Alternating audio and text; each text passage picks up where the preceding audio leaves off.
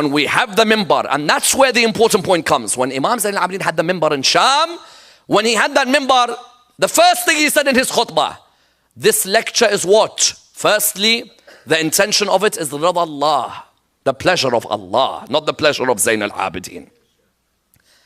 Secondly, Islah al-Ummah, to bring reform and peace in the Ummah.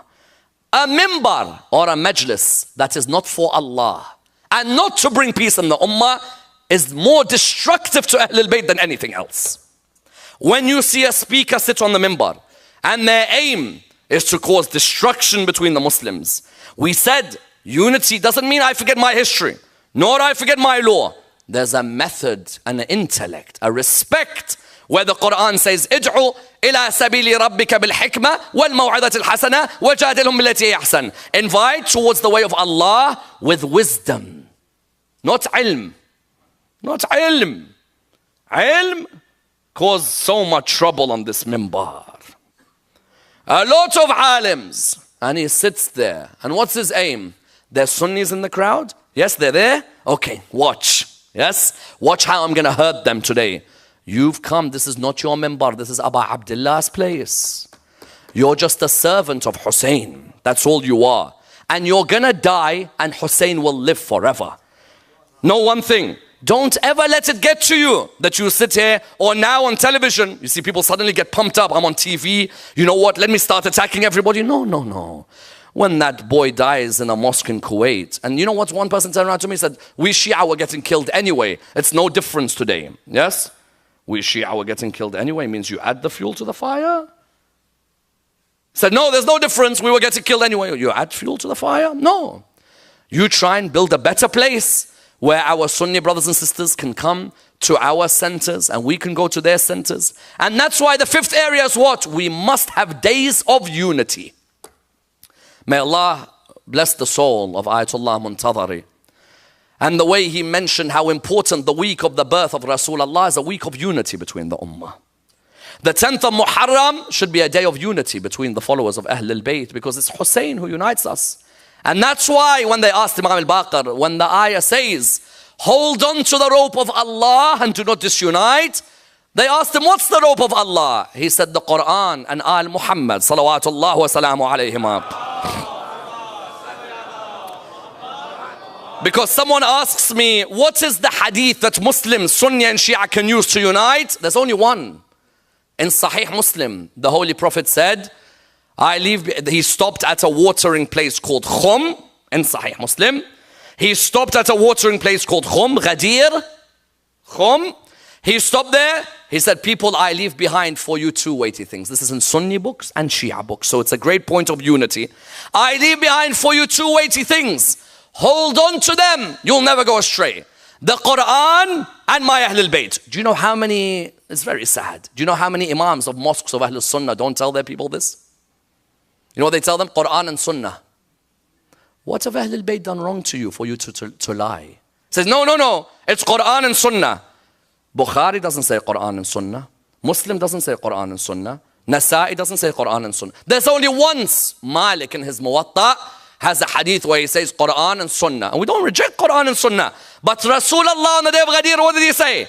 I leave behind for you the Quran and my Ahlul Bayt. Why do you think these Maulanas in New York, or Maulanas in Washington, or Maulanas all over America, or Maulanas in Pakistan, or in Iraq, or wherever, why do you think they say Quran and Sunnah? Because they know if they say Quran and Ahlul Bayt, all of Ahlul Sunnah will come towards the path of Ahlul Bayt. Believe me, they know deep down. And it's sad that you put your fame ahead of putting the truth of Rasulullah.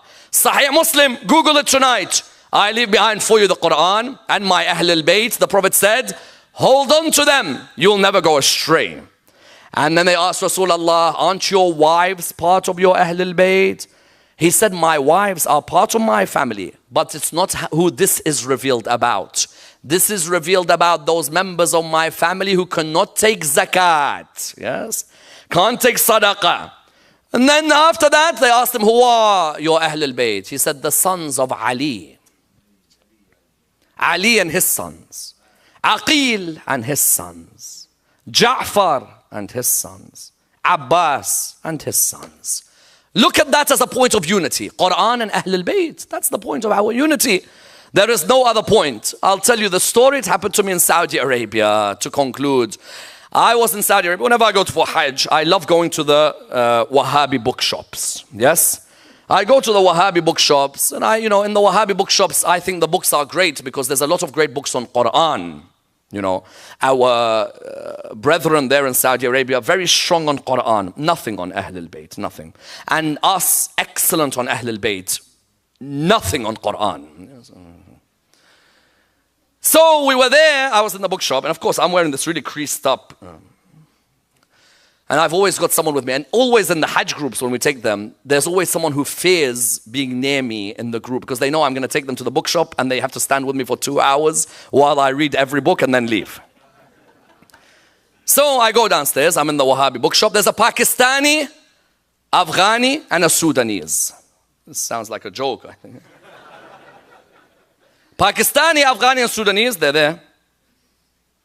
So looked at me, and I'm looking at the books, and he said to me, where are you from? I said, I'm from Iraq. He said, Shia? I said, yes. So what did he do? He went. He started beating his chest. He's like, I'm like, yes, it's better than suicide bombing. At least I only harm myself. So he started laughing, I started laughing. It was good conversation. You could tell that they were just migrants who were working in a bookshop.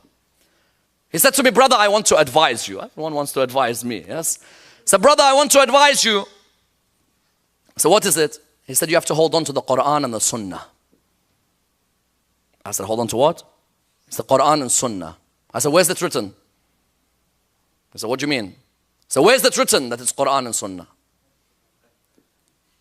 I said, how many books you got in this bookshop? He said, 7,000. I said, if you find me today in any of the 6 Sahihs, Bukhari, Muslim, Tirmidhi, Nasa'i, Abu Dawud, Ibn Majah, if you find me, it says Quran and Sunnah, I'll become, in front of Kaaba right now, I'll join Ahlul Sunnah wal Jama'ah. He said, then what is it? Please understand what happened. Please bear with me. He said, what is it? I said, Quran and Ahlul Bayt. He said, okay, look for it. Show me now. Muslim, Sahih Muslim, I could see it, but the problem is Sahih Muslim, the 1981 edition, the writing is small. 1997 edition, the writing is bigger. Now I've got the hadith number in my head, but these sizes of books can differ depending on the publisher. So I pick out hadith number 2230, and it said something like, I think something like donkey meat is haram or something. And then I looked for another hadith, and it talked about garlic or something like that, until eventually I found the hadith. Zayd bin Arqam stopped at a watering valley called Khum. Ghadir means spring, oasis. He said, they asked him about what Rasulullah said. So he said that the Prophet stopped at a watering valley called Khum. And he said, oh people, I leave behind for you 2 things. First proof, Ghadir Khum. Second proof, last sermon of Rasulullah was at Ghadir Khum, not at Hajj. Third proof, I leave behind for you the Quran and my Ahlul Bayt. Allah is my witness. And Mullah Hassan, if he listens to this, will be a witness as well. He knows very well what happened. This Indian person, the Pakistani person there, he said, get me a chair. It's the moment you see when someone realizes something's been hidden. He said to me, get me a chair. He sat down, he was in shock. He said, this says Ahlul Bayt next to Quran. It doesn't say Sunnah. I said, I didn't want to say anything because I could see he's in extreme shock. Saudi walked past. And he walked past. He said, what are you discussing? I think he overheard. So I said, we're discussing Hadith al-Thaqalain. So what's your conclusion? I said, it says Quran and Ahlul Bayt in Sahih Muslim, not in Shia books. He said, no, it's Quran and Sunnah. I said, no, it's Quran. He said, I say it's Quran and Sunnah. What are you going to do about it? At that moment, I saw the meaning of the ayah. لَقَدْ خَلَقْنَا الْإِنسَانَ فِي أَحْسَنِ تَقْوِيمٍ ثُمَّ رَدَدْنَاهُ أَسْفَلَ السَّافِلِينَ. In his own eyes, I showed him Ahlul Bayt. And he looked arrogantly at me and said, we say it's Sunnah. What are you going to do about it here? Sometimes people see the haqq of Al Muhammad in front of them. Whether they accept it or not is up to them. I showed him in Sahih Muslim, in Saudi Arabia, not in Iran, not in Iraq. And he just looked at me and said, so what? What are you going to do about it? And he said in Arabic the exact words, غصباً عليك. And only the Arabs here will know what that means. What does it therefore conclude? Quran and Ahlul Bayt is what unites the Muslims. The more the Muslims will hold on to these two, Rasulullah has promised we'll never go astray if we hold on to the Quran and Ahlul Bayt. And who did Rasulullah in Sahih Muslim say were the Ahlul Bayt? The sons of Ali, sons of Ja'far, and subhanallah, the grandsons of Ja'far and Ali represented their grandfathers in Karbala wonderfully. Yes. Aoun, son of Zainab, daughter of Ali. And his brother Muhammad, son of Abdullah, son of Ja'far al-Tayyar. Allah. Sayyidah Zainab, who was her husband? Abdullah, the son of Ja'far al-Tayyar. And subhanallah, you look at the tents of Karbala, Al-Ja'far, Al-Aqil, and Al-Muhammad, all represented. Yes. And you found, what did this ummah do? Forget your Sunni or your Shia. Forget that you're Sunni or you're Shia. Don't you think, how could we do that to the grandchildren of Rasulullah? May Allah bless Sheikh Khalid Latif.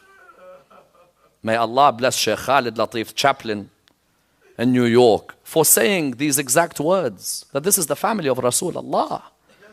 And he represents the Sunni majority crowd. And mashallah, he said it. He said, do not forget that this is the family of Rasulullah. You know, Sayyidah Zainab looked at Aoun and Muhammad on the night of the 10th. She said, tomorrow you're going to make me proud. Layla is giving Ali al-Akbar. Rabah